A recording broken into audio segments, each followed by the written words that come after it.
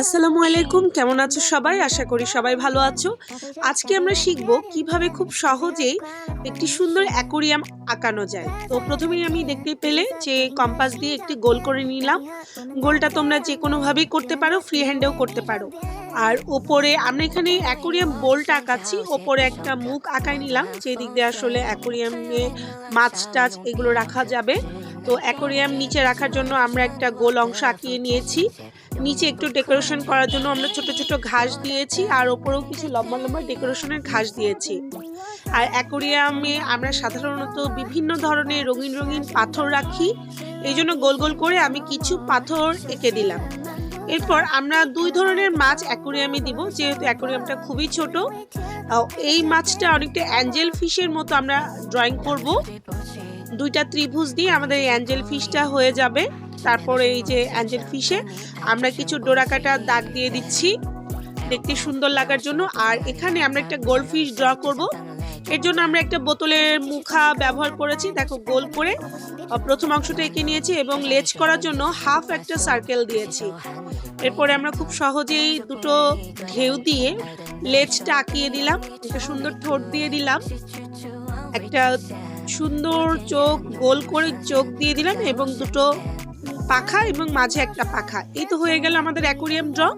আর এরপরে আমরা রং ব্যবহার করব, আর রঙের ক্ষেত্রে আমি ব্যবহার করেছি পেট্রা পেন্সিল কালার। অ্যাকোরিয়ামটা যেহেতু ছোট, তো সেক্ষেত্রে আমাদের পেন্সিল রংটাই এখানকার জন্য বেশি উপযোগী হবে। তোমরা চাইলে মোম রঙে ইউজ করতে পারো, তবে সেক্ষেত্রে রংটা সুন্দর হওয়ার সম্ভাবনাটা একটু কম থাকে। আমি আকাশি কালারটা খুবই হালকা করে এখানে পুরোটাতে দিয়ে দিচ্ছি, আর সাইড দিয়ে নখ দিয়ে রঙগুলো যাতে বাহিরে না যায় এই জন্য আউটলাইন হিসাবে ব্যবহার করছি। তো এরপরে এই সাইডটা করার জন্য আমি খাতাটা একটু ঘুরিয়ে ঘুরিয়ে নিয়ে রং করছি।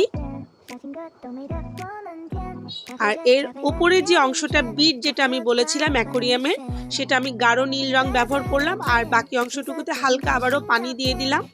আর পুরো সাইডটা একটু সুন্দর করে বোঝানোর জন্য গাঢ় নীল কালার দিয়ে আউটলাইন করে দিলাম। যেহেতু এটা কাচের বোল, এই জন্য আমি অন্য কালার এখানে ব্যবহার করিনি।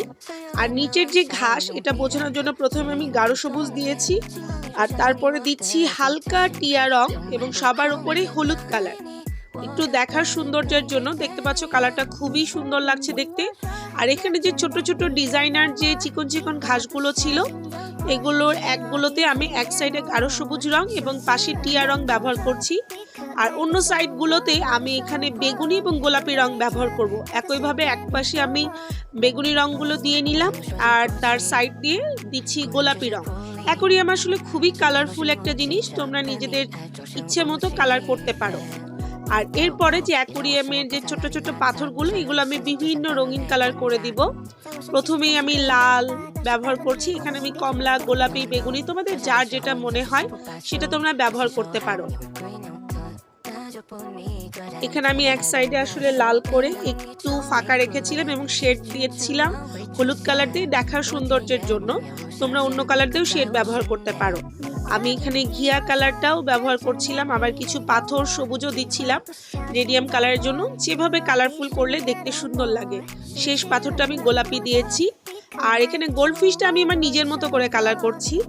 মুখটায় আমি ব্যবহার করছি হলুদ কালার, আর বডিটাতে আমি ব্যবহার করব কমলা এবং লেজটাতে ব্যবহার করছি আবারও হলুদ কালার।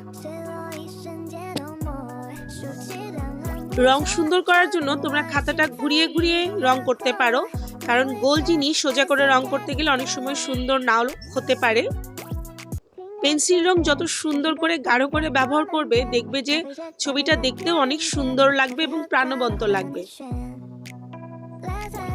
আর এখানে আমি দুই পাখাতে ব্যবহার করছি লাল রং, একটু কন্ট্রাস্ট কালারই ব্যবহার করছি, খুব বেশি অন্য কালার ব্যবহার করছি না। ঠোঁটটাতেও আমি লাল কালার দিয়ে দিলাম দেখতে সুন্দর লাগার জন্য, এবং চোখটা দিয়ে দিলাম কালো।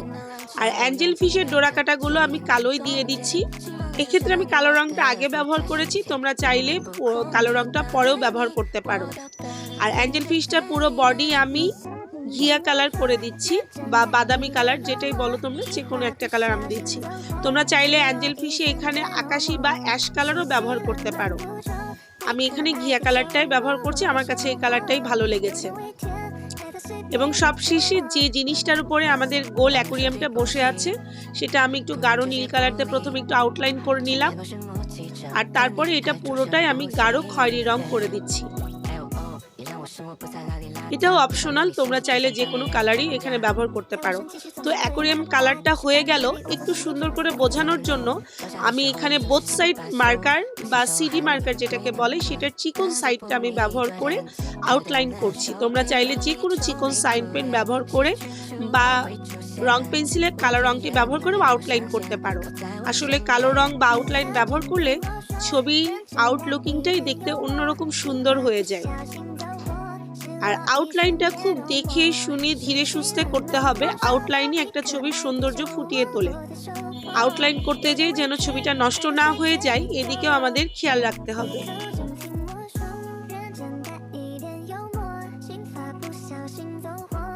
মাছের এখানে তোমরা দেখতেই পাচ্ছ মাঝে আমি 2-1টা টান দিয়ে দিচ্ছি একটু সৌন্দর্যতা দেখানোর জন্য। অ্যাঞ্জেল ফিশটা আমি সাইড দিয়ে আউটলাইন করে নিচ্ছি। খুব সূক্ষ্মভাবে হালকা হাতে আউটলাইনগুলো করতে হবে যেন দেখতে সুন্দর হয় এবং শার্প হয়। অ্যাঞ্জেল ফিশে আমরা কয়েকটা দাগ দিয়ে নিলাম দেখার সৌন্দর্যের জন্য, এবং নিচে আমি একটু ল্যান্ড করার জন্য হলুদ কালার ব্যবহার করেছি। এখানে গোল্ড ফিশটা আমি ধীরে ধীরে আউটলাইন করে নিলাম এবং সবশেষে কিছু বাবল দিয়ে দিচ্ছি কালো দিয়ে গোল গোল করে, ছোট বড় বাবল। এগুলো দেখতে আসলে সুন্দর লাগে। আর এর পরবর্তীতে আমরা এর ভিতরে গাঢ় নীল কালার দিয়ে হালকা করে শেড দিয়ে দিচ্ছি। হয়ে গেল আমাদের অ্যাকোরিয়াম। ধন্যবাদ সবাইকে।